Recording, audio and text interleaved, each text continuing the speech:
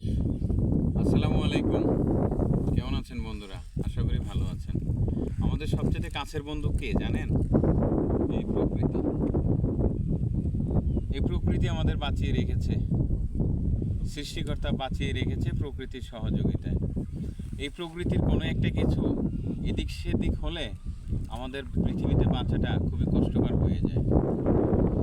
তেমনি এই প্রকৃতির এক বিশেষ অংশ হচ্ছে গাছগাছালি, গাছপালা, যারা প্রতিনিয়ত আমাদেরকে অক্সিজেন দিয়ে যাচ্ছে, ফ্রেশ অক্সিজেন, আর সেগুলো নিয়ে আমরা বেঁচে আছি। বিনিময়ে আমরা কী দিচ্ছি তাদের জানেন?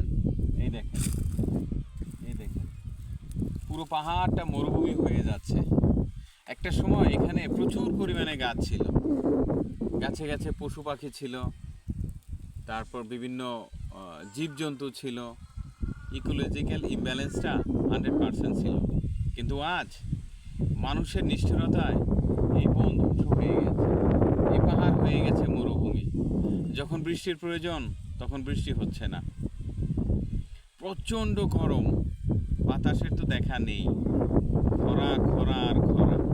তো এইভাবে আমরা কয়দিন বাঁচবো বলেন? তো মানুষের অস্তিত্ব মানুষই ধ্বংস করে ফেলছে, এই পাহাড়, এই বন জঙ্গল, এই গাছপালা ধ্বংস করে। এই 2-4-5টা বছর আগেও এখানে বিশাল বিশাল গাছ ছিল, এক একটা গাছকে বলা হয় এক একটা অক্সিজেনের ফ্যাক্টরি। কিন্তু সেই ফ্যাক্টরিগুলো আমরা নিজেই ধ্বংস করে ফেলছি। ফলশ্রুতিতে আমাদের অস্তিত্ব প্রতিনিয়ত বিপন্নর দিকে যাচ্ছে, পৃথিবী উত্তপ্ত হচ্ছে, মেরু অঞ্চলের বরফগুলো গলে যাচ্ছে, পানির উচ্চতা বৃদ্ধি পাচ্ছে, ধান্য জমিগুলো, আবাদি জমিগুলো পানির নিচে তলিয়ে যাচ্ছে, সময় মতো বৃষ্টি হচ্ছে না, তাপমাত্রা বেড়ে যাচ্ছে। মানে পৃথিবীটা আমাদের বসবাসের যে উপযোগিতা সেটা হারিয়ে যাচ্ছে। এর জন্য দায়ী কারা জানেন? এই আমরা মানব জাতি। প্রতিনিয়ত আমরা গাছ কাটছি কারণে অকারণে। ইট ভাটার জ্বালানি হিসাবে এই পাহাড়ের গাছগুলো ব্যবহার করা হচ্ছে, আসবাবপত্রের জন্য, বাড়িঘর নির্মাণের জন্য, নানান প্রয়োজনে এই পাহাড়কে ধ্বংস করে ফেলতেছি আমরা। ভাই, আমরা যদি একটু ভালোভাবে সুন্দরভাবে বসবাস করতে চাই, পৃথিবীকে যদি আমরা বসবাসযোগ্য রাখতে চাই, তাহলে আমাদের বৃক্ষ নিধন অবশ্যই রোধ করতে হবে। প্রয়োজনে আরও হাজার হাজার লক্ষ লক্ষ কোটি কোটি বৃক্ষ রোপণ করতে হবে।